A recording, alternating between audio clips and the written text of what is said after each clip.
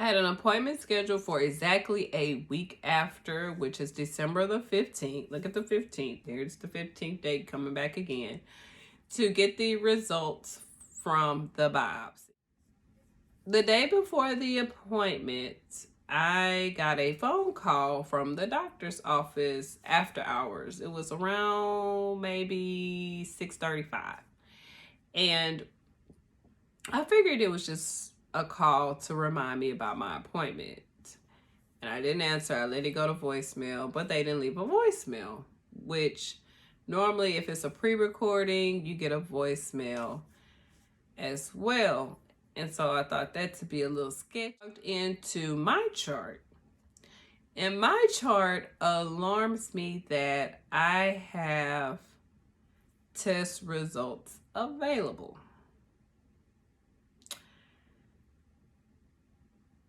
And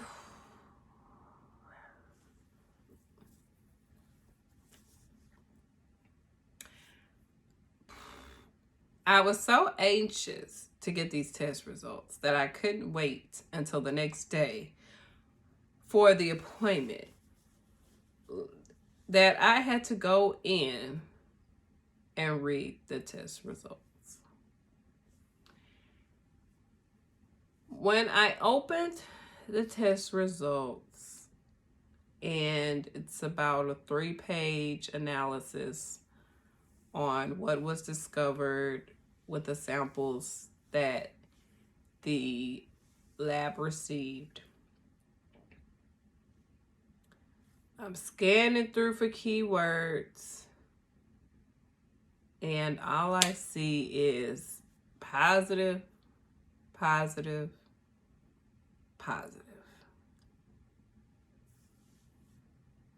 And then the keyword that stood out for me was carcinoma.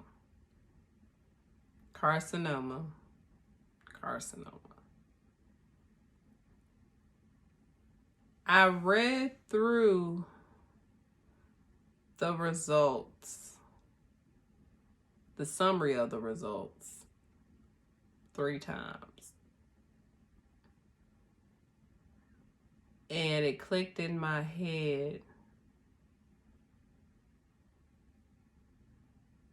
that this is saying that I have cancer.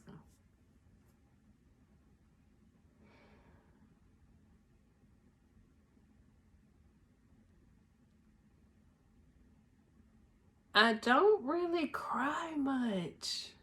I don't really cry much, but I did have a 10 to 12 minute breakdown. I started crying. I mean, just like that ugly dog cry.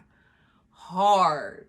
Like if somebody said just cry as hard as you can, 10 minutes straight, you wouldn't have to cry no more for the rest of your life. That's the kind of crying I did for about 10 to 12 minutes. And I was actually around the twins at the time, and I didn't want them to see me crying, so I ran in the bathroom and I started crying. And it just,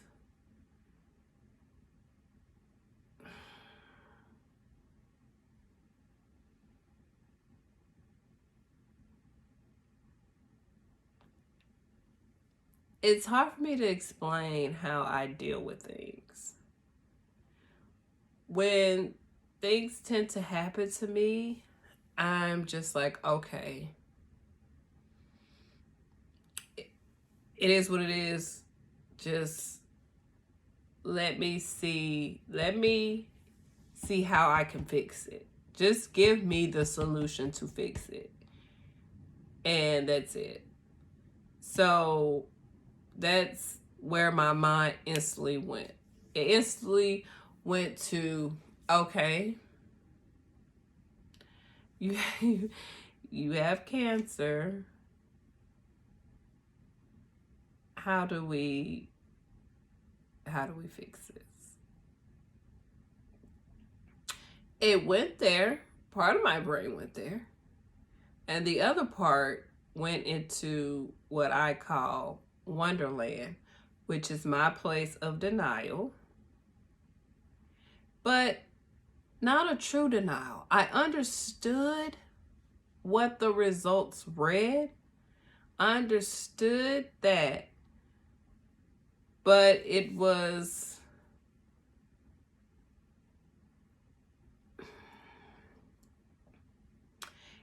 me not wanting to fully go into fight mode at the time. So let me just sit this to the side for right now. I'm gonna go into a place where I don't really want to fully think about it. You know, when you hear cancer, for certain people that could be like the death of me. For other people, it's like, okay, it's the end of this, it's the end of that.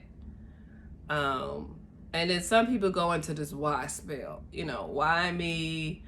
I know this, I know that. So I never was the type of person that was like a why me. Because for me, it's something is going to happen to you at any given time, from a small thing to that you can handle to something large like this. So not a why me person, but I am a, okay, you know, what's next. But I do also tend to go into the Wonderland state, which is a great place to be sometimes, but for this, it's not a good place to be. So I was kind of in between both worlds. I was in Wonderland and I was in the place of, okay, what's next?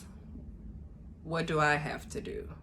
The next day is my doctor's appointment for the surgeon to actually tell me what the results are, but I've already read it on my chart. So this is just going to be her basically telling me what I already know, and that's exactly what happens.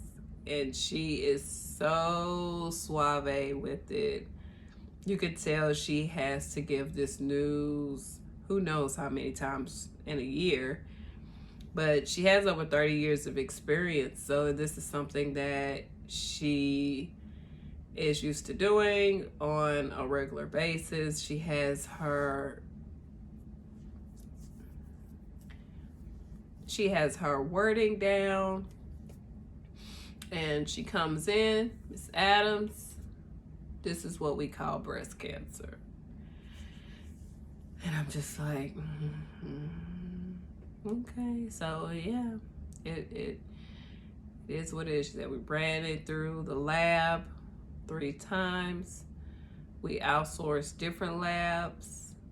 Also going to have you go in and do another biopsy through another surgeon, and we can compare the results. But this is breast cancer, and it's moving very fast.